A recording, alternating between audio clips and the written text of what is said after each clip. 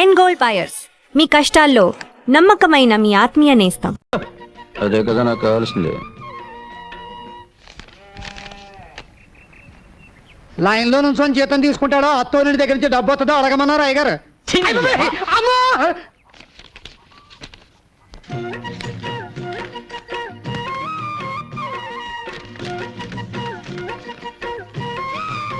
ఏంటి 300 తగ్గిస్తున్నావు? నీ పెళ్ళానికి చీర కొన సొమ్ము ఎవడబ్బ సొమ్ము? నా అబ్బ సొమ్ము. దిక్కుమల్లి మంచం అని నాకు దిక్కుమల్లి మంచం పడేశారు. ఆవిడ మాత్రం నా పట్టి మంచం మీద కొనుక్కుతున్నారు. ఏంటి ఆ ముసలాయన నసుగుతున్నాడు? పట్టె మంచం కావాలంట. ఏం శోభన వద్దా? అది నా శోభనం లాంటి మంచం. ఎవడ సుఖం వాడు చూసుకుంటే సరిపోదు. ఏంటి కొనుక్కుతున్నావు? గొడుగుడేంటి గొడుగుడు? నా మంచం నాకు పడేస్తే ఎవడ గొడుగుడు ఎవరికే ఉండదు. ఎవడికి కావాలి నీ ఎదో మంచం? తీసుకో. గోపి ఇలారా. సిగ్గులేదు? ఈ వయసులో కూడా పట్టే మంచాలు సోకులు కావాల్సి వచ్చాయి. బాగా నెగడదని పడుకో. పడుకో. పెద్దడయ్యే కొద్దీ బుద్ధి చిన్నదైపోతుంది. ఏమిటి బావగారు, మంచం దగ్గర కూడా పేచి పెడుతున్నారు? లేదమ్మా, మంచం ఇరుకైతే ఇద్దరు దగ్గరవుతారని. నేను కింద పడుకోనా? ముగ్గేం కాదు, పక్కన పడుకో.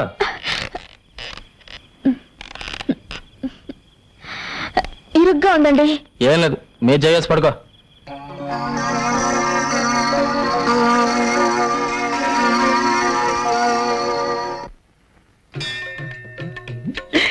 నన్ను గుర్తుపట్టదు లేదు చూడాలి.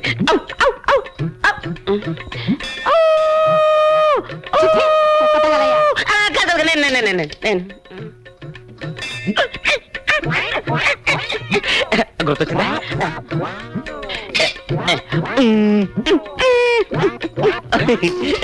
అర్థమైందా? కోతి అదే అదే అదే అదే అడిగితే ప్రసాదం పెట్టేదానిగా ఈ కోతి చేష్టలు ఎందుకు? ఇంత కష్టపడ్డా నా పారు నన్ను గుర్తుపట్టలేదేంటి? నేను చెబితేనేగా నీకు గత జన్మ గుర్తుకొచ్చింది. ప్రస్తుతం నీ పారు ఆ తిలక్కగాడి మాయలోనే ఉంది. ఇక లాభం లేదు. ఎంత కష్టపడైనా సరే నా పారు నేను చేరుకోవాల్సిందే. చెప్పా. అబ్బా ఏమిటండి పట్టపగలు? మంచి మూడ్ వస్తుంది. ఏంటి అరుపు? అంత గట్టిగా వాటేసుకుంటే నొప్పేదో. ఎవడా నువ్వు? ఎవడా నువ్వు? నా బెడ్రూమ్ లో తొంగి చూస్తున్నావు. ఎవడా నువ్వు? నా పారు కొరకు వెతుకుంటూ వచ్చిన దేవదా. పారు ఎవర్రా? అది నా భార్యరా? కాదు, మన భార్య. అయ్య బాబోయ్, నిన్ను చంపుతాను. ఆవేశపడకు బ్రదర్.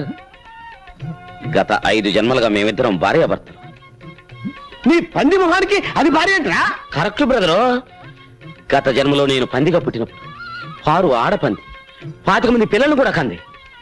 అంతకు ముందు జన్మలో నేను కోతిగా పుట్టినప్పుడు పారు ఆడకోతి. మా సంతానం ఇప్పటికీ తిరుపతి కొండ మీద ఉంది. నిజంగానా? నాకు నా గత జన్మ గుర్తొచ్చిందిరా. గత జన్మలో నువ్వు కోతిగా పుట్టినప్పుడు నేను తిరుపతి వచ్చి వెంకటేశ్వర స్వామిని దర్శించుకోవాలనుకున్నప్పుడు నువ్వు నా మణి పర్సు కొట్టేశావు. అప్పుడు నిన్ను కొట్టడం మర్చిపోయాను రా. ఇప్పుడు కొడతాను, చంపేస్తా. మళ్ళీ గత జన్మంటూ గాడిద గుడ్డంటూ ఇంట్లో అడుగు పెట్టే పాతేస్తాను రాజకీయాలు. ఏమండి, ఆయన చెప్పేదంతా నిజమేనండి? ఏంటో నిజం? గాడిద గుడ్డు. ఈ సంవత్సరం ప్రియా ఫెర్టిలైజర్స్ కి రెట్టింపు లాభాలు వచ్చాయమ్మా. అంతా మా ప్రియ అదృష్టం. ఎంత లాభం వచ్చే ఏం ప్రయోజనం అమ్మా? ఉన్న ఒక్క కూతురు దగ్గర లేకపోయాక.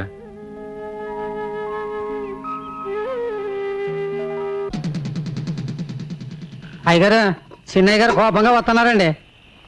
మీరు చెప్పారని సైకిల్ లాక్కున్నానుగా కొట్టానికి వస్తున్నారేమోనండి.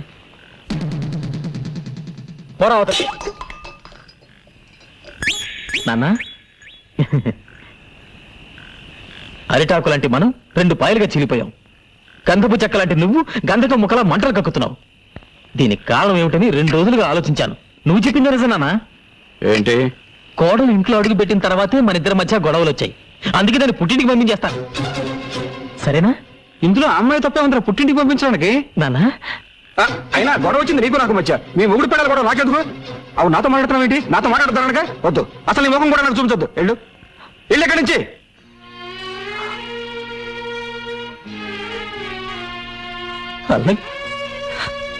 వాడి రక్తంలోనే మీరున్నారు. మీరు దూరం చేసుకుంటే మాత్రం వాడు దూరం అవుతాడా? అవ్వాలి, అయి తీరాలి. అయ్యేటట్టుగా చేస్తాను.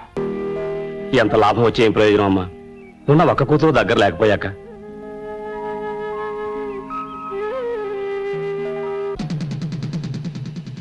అయ్యగారు చిన్నయ్య గారు కోపంగా వస్తున్నారండి.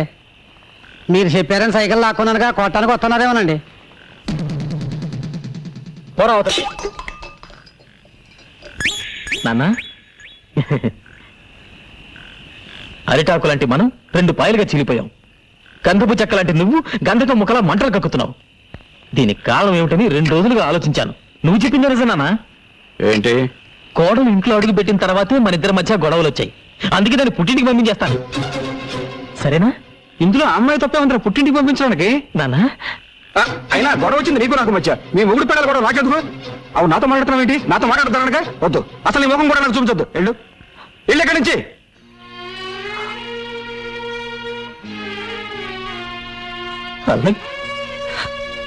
వాడి రక్తంలోనే మీరున్నారు. మీరు దూరం చేసుకుంటే మాత్రం వాడు దూరం అవుతాడా? అవ్వాలి, అయి తీరాలి, అయ్యేటట్టుగా చేస్తాను. మీ అందరికీ స్వాగతం, సుస్వాగతం. ఈ ఏడాది మన గ్రామంలో జరుగుతున్న ఎడ్ల పందాల్లో పాల్గొనడానికి ఎన్నో గ్రామాల నుంచి ఎడ్ల బండ్లు వచ్చాయి. గత 5 ఏళ్లుగా వరుసగా ఛాంపియన్షిప్ గెలుచుకుంటున్న ముద్దు కృష్ణ ప్రతిసారి ఆయన్ని ఓడించాలని విశ్వ ప్రయత్నం చేస్తున్న మదన్ గోపాల్. ఈసారి మనోడు ఖచ్చితంగా గెలుస్తాడు రా. మీరేం బాధపడకండి, అదంతా నేను చూసుకుంటాను. ఏంటి చూసుకునేది నీ ముఖం? ఆ విశ్వ బీజాన్ని 4 నెలల క్రితం ఆడు దొడ్లో పాతించాను రా.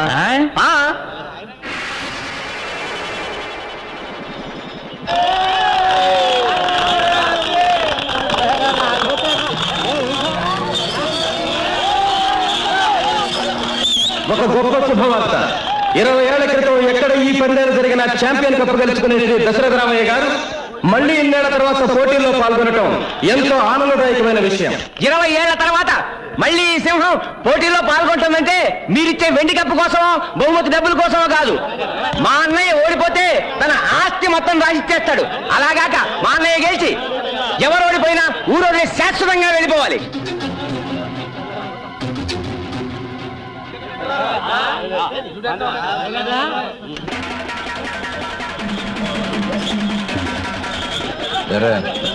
ఇంకా వెళ్ళలేదా? పందెం వేసింది దశరథ రామయ్య అయితే ఈ పందెంలో గెలుపు ఆయన కొడుకు ముద్దు కృష్ణది.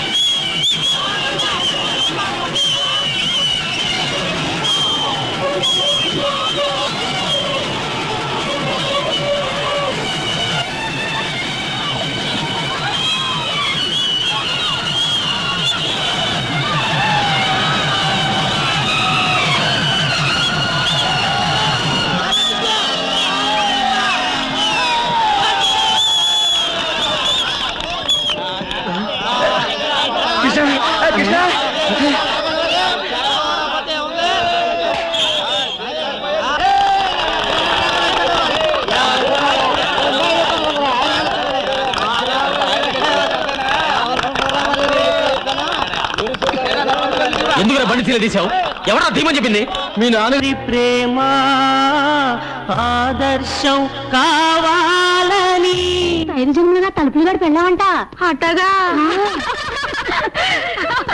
మనం ఇందాక మాట్లాడుకునేది ఏంటి గురించారా ఏమై తెలకు ఏంటి బ్యాడ్లకు నువ్వు ఎదురవడం నా బ్యాడ్లకు అది కదయా తలుపులు గడి పిల్ల నీ పిల్ల ఒకటేనట్టుగా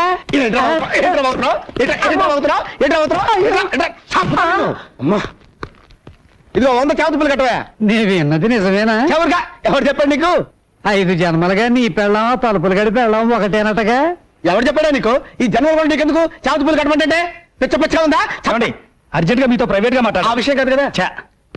నీకు నాకు ఒకటే పెళ్ళం అనే సినిమా మీరు మన థియేటర్లో వేసినప్పుడే నాకు డౌట్ వచ్చింది చీలిపి ఆ తలుపులు గడి పెళ్ళాన్ని మీరు లేపుకొచ్చేట్టుగా ఈ విషయం నీకు ఈ ఊళ్ళో వాళ్ళందరికీ ఎవరు చెప్పారా అసలు నీకు నాకు బుద్ధుందా లేదు నాకు బుద్ధుంటే నిన్ను పాతేయకుండా నేనెట్టా ఊరుకుంటాను రా ఈ విషయం తెలుసా నీకు నాకు పెచ్చెక్కింది కూరగాయలతో స్నానం చేస్తా నీకు నాకు పెచ్చెక్కింది నేను భరతనాట్యం చేస్తున్నాను నాకు కూచిపూడి కూడా వచ్చు నేను రోడ్డు మీద పరిగెడుతున్నాను ఆహాహా ఓహోహో అప్పిచ్చేదాకా మన చుట్టూ తిరిగాడు ఇప్పుడు వసూలు చేసుకోవడానికి చెప్పులు అరిగేదాకా ఆడు చుట్టూ తిరగాల్సి వస్తుంది ఈ తమ్మయ్య గాడు ఎక్కడున్నాడో కాబట్టలేదయ్యా ఎందు బాబు వాడికి 30,000 రూపాయలు అప్పించాను నెల రోజుల నుంచి కనబట్టలేదు కనపడి కాలు చేతులు ఎరగొడతాను ఆడు ప్యాకాడికి డబ్బు తగిలేస్తే నాకెందుకంట అప్పు తీసుకున్నాక ఇచ్చేయాలగా ఇలా ఎంతకాలం తప్పించి తిరుగుతాడో నేను చూస్తాను క్షమించండి పర్లేదు ముందా తలిపేసాయి అప్పుడు వాళ్ళకి మొహం చూపించలేక కప్పలాగా ఎంతుకుంటూ వచ్చాను అదే నేను మీ పొజిషన్లో ఉంటే ఓ 2 ఎకరాల పొలం అమ్మి పారేసి అప్పుల మొహాన్ని కొట్టేవాడిని ఛా ముష్టిది 2 ఎకరాలు నాకుంటే నేను అమ్మేసేవాడిని ఛా నాకుంటే నేను అమ్మేసేవాడిని ఛా శత్రుశేషం రుణశేషం ఉండకూడదంటారు నాయన అందుకే అమ్మే ఆహా అప్పుడే కళ్ళకు గంతలు కట్టుకుని పేకాడే లెవెల్కి ఎదిగామన్నమాట వాడు కట్టుకోలేదండి బాబు వాడి లుక్కు మా ముక్కల మీద పడితే మాట ఎక్కడ గల్లంత అవుతుందని మేమే బలవంతంగా కట్టాం ఏంట్రా ఏమైంది ఇదేమిటి ఈయన ఇక్కడికి వచ్చాడు మా వారు పాపం పేకాట్లో 6 లక్షలకు పైగా మునిగిపోయారు ఆ. మీరే ఏదో రకంగా సహాయం చేయాలండి ఎవరు తమ్మేక మా ఊరు మాకు కావాల్సినాడు ఒరే సర్వమంగళం ఒక 50,000 ఇవ్వరా 50,000 ఏం చాలదా అమ్మో నాకు వద్దు ఏ తీసుకుంటే తీర్చడం కదా నీకు ఆస్తి ఉంది కదా నాకు అక్కడిది వేరే ఉంటున్నావుగా మీ అన్నయ్య నీకేం ఆస్తి పంచలేదా ఏంటి పంచాయతీ 13 ముక్కలు ఆయన ఎప్పుడు ఎంత ఇస్తే అంతే చూసారా తమ్ముడిని అమాయకుని చేసి అన్న మొత్తం ఆస్తి కాజేశాడు అనమాట చూడు ఎలాగూ పంచలేదు కాబట్టి అందులో నీకు సర్వాధికారాలు ఉన్నాయి ఆ, మంచి రేటు చూసి 2 ఎకరాలు అమ్మి పెడతాను ధైర్యంగా ఉండు ఆ ఖాళీ స్టాంప్ పేపర్ మీద సంతకం తీసుకో అలాగేనండి నిన్ను ఎక్కడ నిలబడతానో చూడు నడి రోడ్డు మీద కాదు కదా రత్నమా ఏడి మీ ఆయన ఉంటే పిలు ఎందుకు బావగారు ఆడికి బుద్ధి ఉందో లేదో తెలుసుకోవడానికి ఎవరైనా కాగితాలు తీసుకొచ్చి సంతకాలు పెట్టమంటే వెనక ముందు చురకడ పెట్టేస్తాడా ఏమైంది ఏమవుద్ది బంగారు లాంటి 2 ఎకరాలు ఇదిగో సచిమిత్రు రాసుకున్నాడు ఆయనేం రాసుకోలేదు నేనే రాసిచ్చాను అంత అవసరం ఏమొచ్చింది నాకు అప్పులు అవసరాలు ఉండవా ఆ అంత కొంపలంటుకు పోయే అవసరాలు ఏంటో చెప్తే నేనే డబ్బు ఇచ్చేవాడిగా అదే అదే ఎందుకు అని అడుగుతున్నాను పెద్ద ఆయనకి నీకు లెక్క చెప్తూ నీ ముందు చేతులు కట్టుకుని నిలబడాలా నేనేం పసిపిల్లాని కాదు నాకు పెళ్ళైంది పెళ్లి గదిలో కొడుకున్నాడు ఆ మాటకు వస్తే ఈ ఆస్తిలో నాకు హక్కు ఉంది నీకంతగా ఇష్టం లేకపోతే నా మాట నా మొహం మీద పారాయి నేను ఎక్కడికైనా వెళ్ళి బతుకుతాను ఏమైందండి మీకు ఆస్తిలో బాగా అడుగుతున్నారా ఇదంతా ఆయన రక్తం ఒడిచి సంపాదించిందండి ఆయన రక్తం ధారపోస్తే నేను చెమట వచ్చాను ఆయన రెక్కలు ముక్కలు చేసుకుంటే నేను రాత్రి బాబులో కాపలా కాచాను ఆస్తి పంచిస్తే మర్యాదగా ఉంటుంది లేకపోతే కోర్టుకు వెళ్ళాల్సి ఉంటుంది అక్కర్లేదురా ఇదిగోరా ఇవి నీ ఆస్తి పత్రాలు ఇవి ఇప్పుడు రాయించినవి కదరా మీ ఇద్దరికి పెళ్లి చేసి పెట్టాని అప్పుడు ఆ రోజే రాయించాను రే కావాలంటే నా ఆస్తి మొత్తం రాసిచ్చేస్తాను అంతేకాని నన్ను విడిచిపెట్టి దూరంగా వెళ్ళిపోతాను మాత్రం చెప్పొద్దురా ఇప్పటికే కొడుకు దూరం ఎందుకే కుమిలిపోతున్నాను మీరు కూడా నన్ను విడిచిపెట్టి వెళ్ళిపో అవకాశం ఇవ్వు అన్నట్టు ఏదో బిజినెస్ చేయాలన్నట్టుగా దేనికి నా కాళ్ళ మీద నేను నిలబడ్డానికి ఓహోహోహో ఏ చదువుతో ఎవరి తెలివితేటలతో ఎవరి డబ్బుతో ఆ? నీ కాళ్ళ మీద నువ్వు నిలబడాలని పరాయి వాళ్ళ చేర మీద కూర్చొని చెప్పకూడదు బాబు మా బేబీ నిన్ను పెళ్లి చేసుకునే పాపానికి బ్రతికినంత కాలం ఇంత అన్నం పెడతాను అంతకన్నా ఓవర్ యాక్టింగ్ చేయొద్దు ఫోన్ వస్తే నేను పార్టీకి వెళ్ళానని చెప్పు ఇల్లు జాగ్రత్తగా చూసుకో అత్తమ్మా నీకు బ్యాడ్ టైం స్టార్ట్ అయింది